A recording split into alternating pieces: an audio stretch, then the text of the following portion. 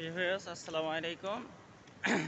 আমি আজকে আপনাদের দেখাবো যে এক সময় যেখানে মানুষের আনাগোনা ছিল এবং অনেক মানুষের চলাফেরার রাস্তা এখন শুনশান এলাকা। কারণ একমাত্র কারণ হলো ঈদ। এই ঈদ আসে মানুষকে খুশি করার জন্য, এই ঈদ আসে মানুষকে আনন্দ দেওয়ার জন্য, এই ঈদ আসে আবার কারোকে দুঃখ কিছুক্ষণ সাময়িকের জন্য ভুলে রাখার জন্য। আমি এখন আছি হলো 4 নম্বর সেক্টর,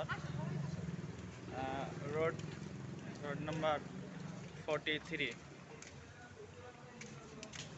আমি আপনাদেরকে এটাই বোঝাতে চাচ্ছি যে আসলে সবারই সময় আসে, দুঃসময় আসলে যে অসহায়ের পাশে দাঁড়াবেন না, এটা কিন্তু ঠিক না।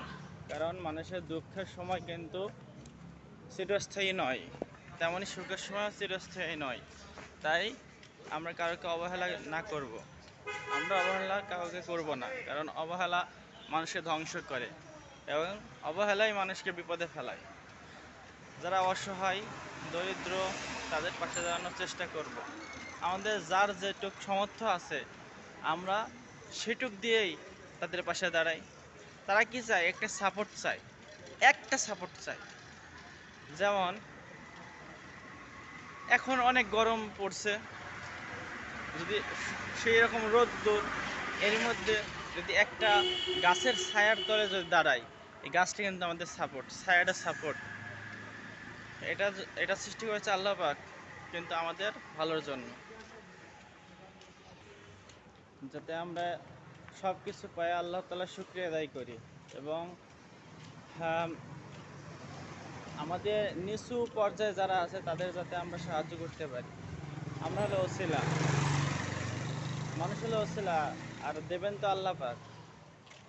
আমাদের আজকে যে পজিশন আছে সেই পজিশনে আরেকজন আসার জন্য অনেক কষ্ট করছে। কারোর বাইক আছে, কেউ বাইকের জন্য আশা করছে, কারো সাইকেল আছে, সে সাইকেলের জন্য আশা করছে।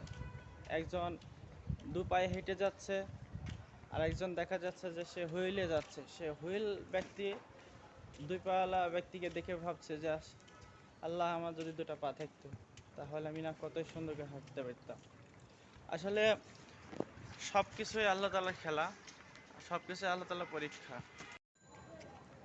এই যে এই সে রাস্তা, যে রাস্তাতে এক সময় অনেক মানুষের আনাগোনা ছিল, এখন কত ফাঁকা। দেখুন রাস্তাটা একদম ফাঁকা, তো কিছু সংখ্যক লোক আছে শুধু। এখন রাস্তাটা এতই ফাঁকা যে যদি রিল্যাক্সেও যাওয়া যায় কোনো সমস্যা নাই।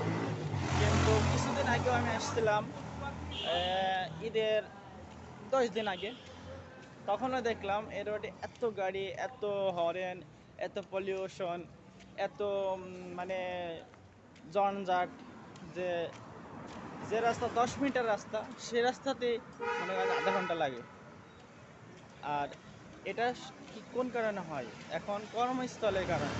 কারণ এই সময় এই যে পবিত্র ঈদুল আজহা উপলক্ষে অনেকেই ঢাকা ছাড়ছে, ঢাকা ছাড়িয়েছে, তারা দেশে আছে, কোরবানি উদযাপন করছে, প্রিয়জনের সাথে আনন্দ করছে।